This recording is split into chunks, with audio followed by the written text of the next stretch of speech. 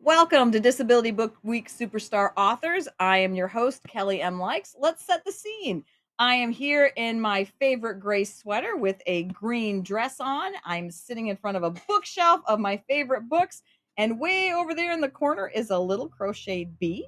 And we are sitting here with superstar author Jo Moore, and she is wearing a coral color shirt, a beautiful smile on her face, and there are Christmas tree lights in the background. This is going to be an amazing interview, I can tell. So, Jo, welcome. Thank you. Hello. Awesome. Well, Jo, tell me a little bit about yourself. So I'm Jo. I am known as author Joanne Moore to most, but Jo for short. That's what I go by.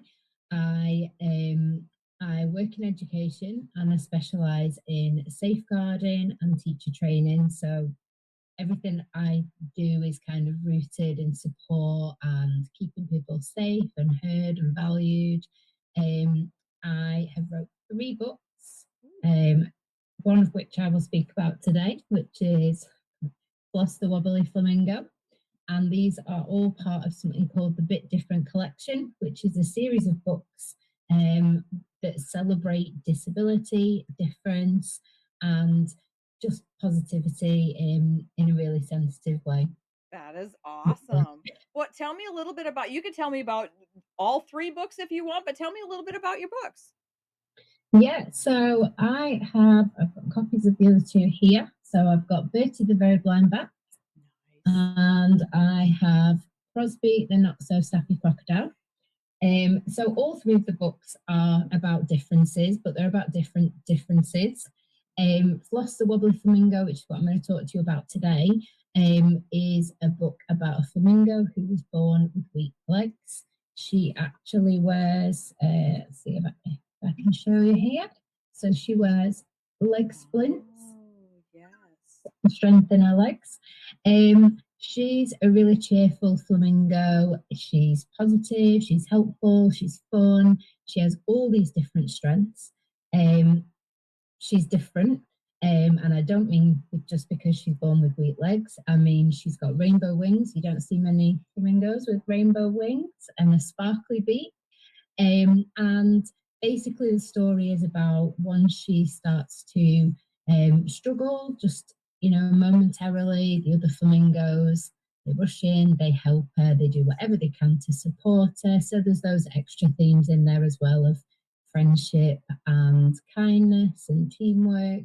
Um, so yeah, all 3 books I created primarily for representation, but also I thought it'd be really nice for teachers and parents to have a resource for children that open up conversations about inclusion and disability and differences, because when my children were younger, we it was just something that I didn't see and didn't read. We read a lot, but not very often did I see things that covered things like that. So, Bertie the Very Blind Bat is about a blind bat.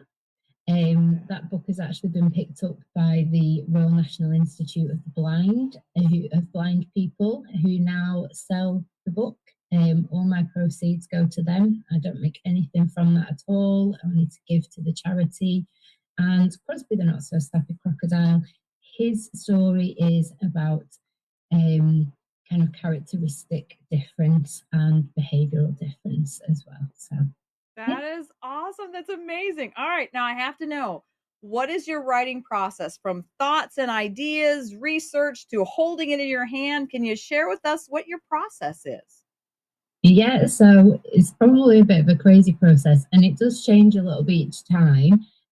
But when I first started to write these books, my children were really young, or my youngest was really young, and it would be a notepad at the side of my bed, and I don't sleep very well, so I'd lie down and try and get asleep, and then I'd have all these ideas. I'd scribble down. Sometimes I couldn't even read what I wrote because it was in the dark. And then as time went on, as I'm older, there was such thing as notes pages on a mobile phone, which is much easier to use. And in all honesty, it's bits here and there that I piece together. I write in rhyme, so it is quite hard. I like to read in rhyme. They were always our favourite stories when my girls were younger. And I piece bits together, and like I do with everything, I end up with way too much. And the longest part of my process is actually kind of pulling out and narrowing down. I think about primarily what I actually enjoyed reading with my children. And so when I'm writing, I'm thinking, would we have enjoyed reading this? Because that will tell me if hopefully other readers will. Um, we read loads of books. We read loads of great books. And in fact, they're all stacked in my garage in boxes. We got them out 9 years after my first daughter. Between my last, we got them back out. We read the same ones. We've added to them. They're back in the garage. And then we've read some not so great books that are probably a little bit dog eared now and sitting in a doctor's surgery for other children to enjoy. And so, yeah, I always think, would mine end up dog-eared in doctor's surgery, or is someone going to save them? And hopefully it's going to be the latter. So yeah, a bit of a scatty process, and it does change a little bit each time, but that tends to be how everything starts. All right, I love that. What advice do you have to somebody else who maybe has an idea for a book or has the thought that they want to write a book? What advice would you give them? I would say go for it. Waited a long time before I was brave enough to do it, and now I think, if you're self-publishing, what's the worst that can happen? You publish one book, it's not very successful, but you have a book to show your kids who will probably appreciate it, pull it out for the grandkids, and nothing else needs to happen with that. Best that can happen is they can inspire you. You can be inspired to write more. You can get great feedback. You can feel a sense of achievement. You can get people, that you're wanting to represent when they contact you and they say, oh, I really appreciated this and I really felt seen when I read your book, and that's the most uplifting thing. So I would say go for it. The other things I would say is really think about what you're doing. So who you're working with, get a good editor. I need an editor. I swear by an editor. I'm not very good at spelling. Well, punctuation is my weakness.